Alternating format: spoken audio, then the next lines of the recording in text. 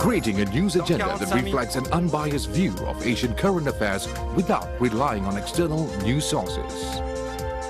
Asia Vision, Asian news through Asian eyes. Assalamu alaikum and welcome to AVN News. I am Mariam Shaushat, here to bring you the global news that matters. In the next half an hour, we'll cover everything from world politics to cultural insights. Stay tuned.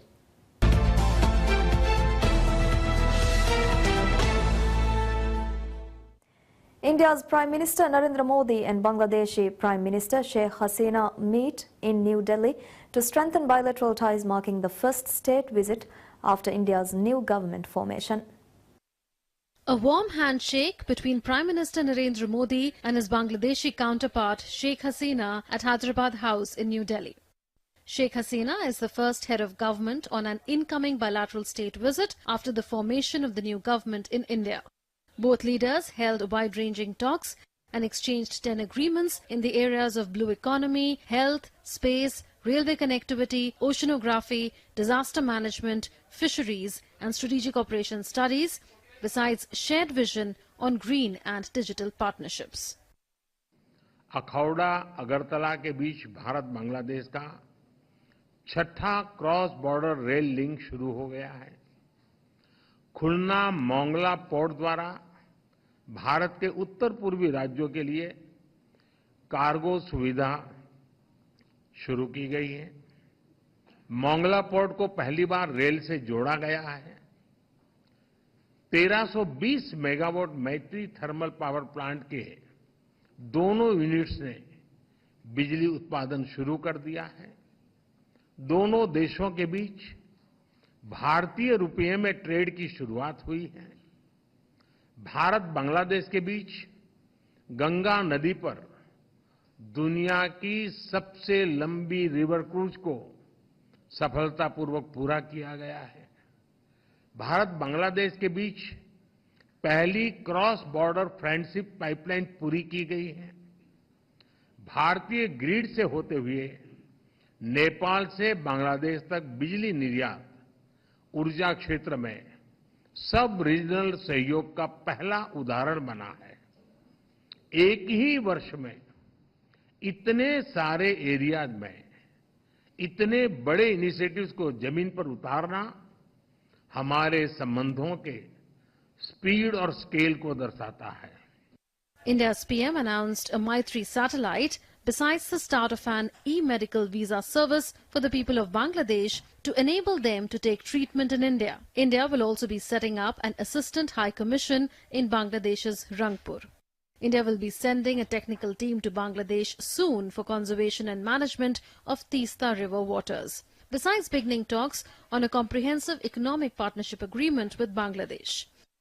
Bangladesh's Prime Minister noted that a visit to India is taking place at an unprecedented second time in the same month, June 2024.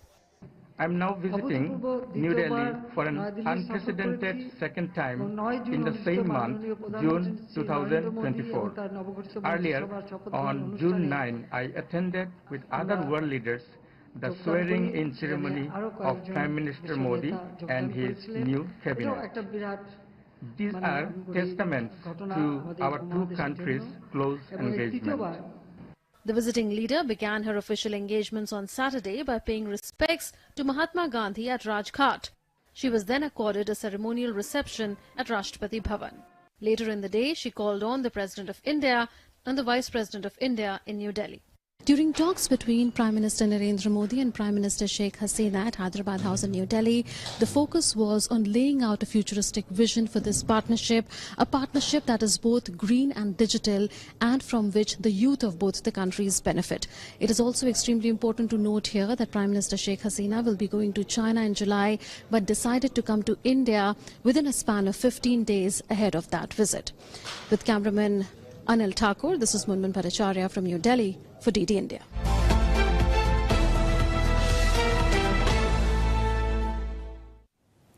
India's Ministry of Culture organizes special summer classes on visual and performing arts at National Gallery of Modern Art in New Delhi. There are a lot of classes ranging from art, craft and pottery to printmaking and theatre. The initiative aims to foster creativity and provide hands-on experience in various art forms. DD India correspondent Kriti Vadera has more information on this. Art enthusiasts and creative minds have a lot to look forward to this summer. The Ministry of Culture has organized a series of summer classes at National Gallery of Modern Art, offering workshops in art, craft, pottery, printmaking and theatre. The idea behind that this is the time of the interdisciplinary thing. So students can know about the quality of the artwork, the aesthetics of the artwork, the technique of the artwork, like sculpture, like pottery, like printmaking, like painting, or as well as the performing art also. See, in contemporary Indian art, so many important artists are there doing performing with the visual arts. They make installation with the performing art, So this is the idea we'll try to, convey with the students also. The National Gallery of Modern Art in New Delhi is buzzing with activities as it rolls out an extensive program of workshops. The initiative aims to foster creativity and provides hands-on experience in various art forms. I feel very nice about the classes. I feel that as if I am retaining all my past and happy memories in this art class. I already knew painting, but I didn't know how to do perfect painting. Like, I have learned how to now paint without the color coming out of the line. And I have learned how to make things out of a circle, square and be creative. I feel that these art classes wake up the inner soul. And they also enlighten us and encourage us to move a step forward in painting. From the tactile art of pottery to the intricate process of printmaking, each workshop offers a unique experience. Puppetry classes teach the delicate art of handmade creations, while theatre workshops encourage self-expression and performance skills. These workshops not only provide an avenue of artistic exploration, but also promote cultural heritage and community. Whether you are a professional artist or maybe just someone who wants to explore something new, these summer classes at National Gallery of Modern Art in New Delhi have something for everyone. It is a wonderful opportunity to unleash your creativity. With camera person Ashish, I am Kriti Vadera reporting from New Delhi for DD India.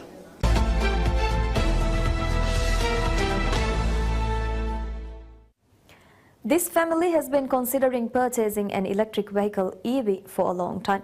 They have spent nearly a year researching, seeing that friends who use EVs have no problems and genuinely save on fuel costs. However, they admit that a major reason for their decision to buy today is due to a strong promotion from the car company.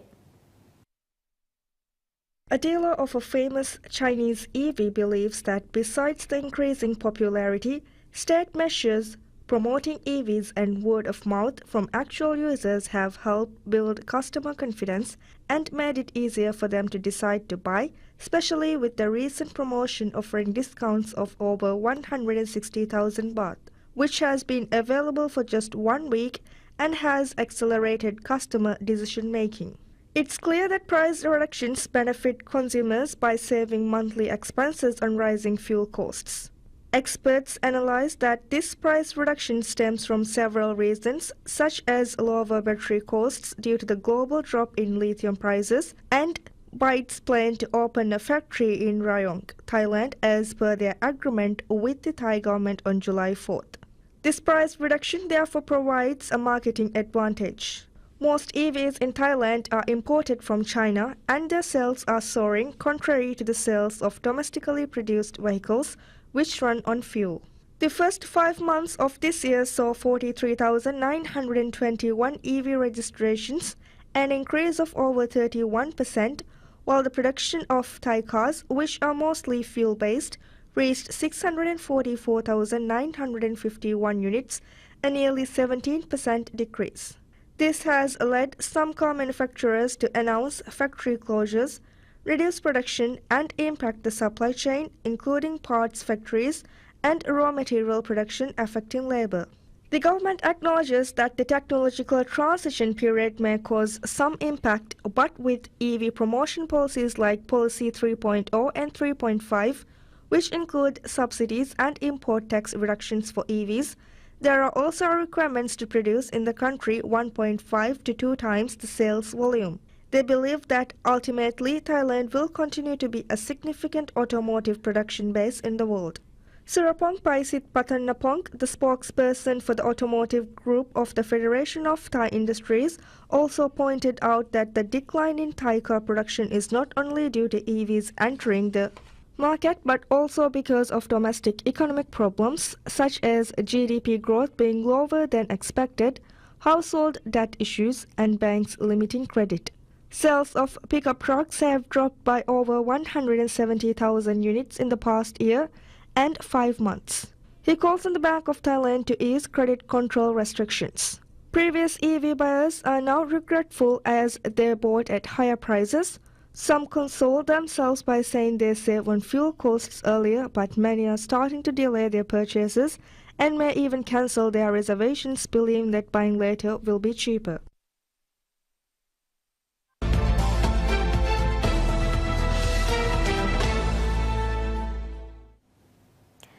The newly inaugurated Nalanda University in Bihar's Rajgir is not just an international educational hub, but it also serves as a symbol of the revival of an ancient Indian learning center. DD India correspondent Annu Kaushik gets you more. Established more than 1600 years ago, the Nalanda University in present-day Rajgir in the eastern Indian state of Bihar served as the leading center of learning for centuries. Considered the world's first residential university, Nalanda attracted over 10,000 students from all over the world. Its curriculum included grammar, medicine, logic, mathematics, astronomy, and alchemy. The courses offered at Nalanda were much varied when compared to its contemporaries in Europe.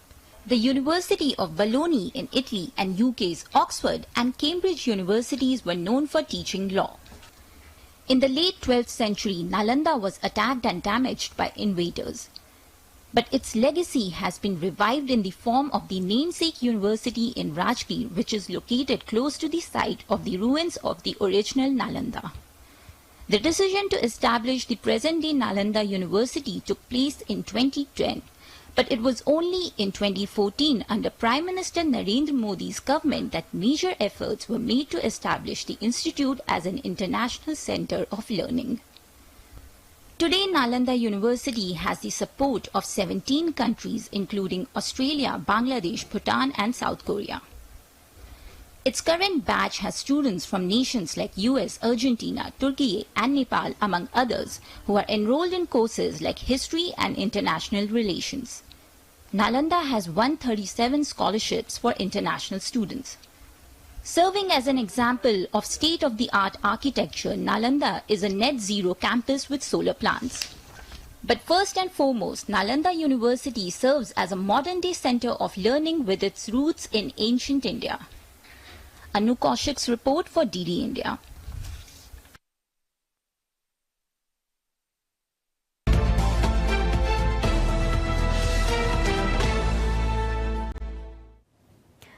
A celebration of the power of documentaries, short films and animation on display at the 18th edition of Mumbai International Film Festival. DD India correspondent Shyama Mishra tells us more about the events that happened on the third day of the festival. The 18th edition of Mumbai International Film Festival is witnessing a magnificent display of the finest documentaries India has to offer. These films are divided into various categories including Mission Life, Wildlife, Azadi Ki Amrit Kahaniyan, Berlinale, Oscar Package and many more. A session with veteran filmmaker T.S. Nagbaran explored the transformative potential of documentaries and how they bring issues to light, ignite action and shape a better world. The session talked about using documentary films to promote social transformation. When I became a filmmaker, I realized that unless and otherwise, if you can speak with images and communicate to that whoever who wants to reach that, his memory will be very strong. The imaginary, especially photographic memory, is there in each and every person. So his memory will last for a longer period, and that's where our films make a sense. Documentaries, short films, that will make a sense, and it will change the society. A hand-picked selection of short films from Berlinale was also showcased. Ekta Mittal's Gumnam Din or Missing Days was showcased as part of the Berlinale Shorts 2020. Her film was also part of the Berlinale Shorts package at the Mumbai Film Festival. I feel Gumnam Din, the poem, allows us to understand this kind of separation, grief, maybe loss of something that's changing always, and you don't know how much time has passed. Another panel discussion, Unveiling Her Story, sheds spotlight on women's narratives brought to life through documentaries. The session celebrated filmmakers Shrishti Lakhera, Farha Khatun and Isabel Simeoni, who are championing women's achievements, struggles and experiences. Women have sort of, broken the shackles of suppression and come out and have started talking about issues which were earlier not spoken about. So it's very important to share experiences with other female directors and talk about gender issues, and I think it always helps. Throughout the day, several other sessions and screenings, including The Magic of AI, was organized to provide an opportunity to budding filmmakers. Shyama Mishra's report for DD India from Mumbai. And with that, we conclude this edition of AVN News. Thank you all for watching. Hoping you all enjoyed the stories and insights we shared. From all of us here in PSM News, we bid you a good night.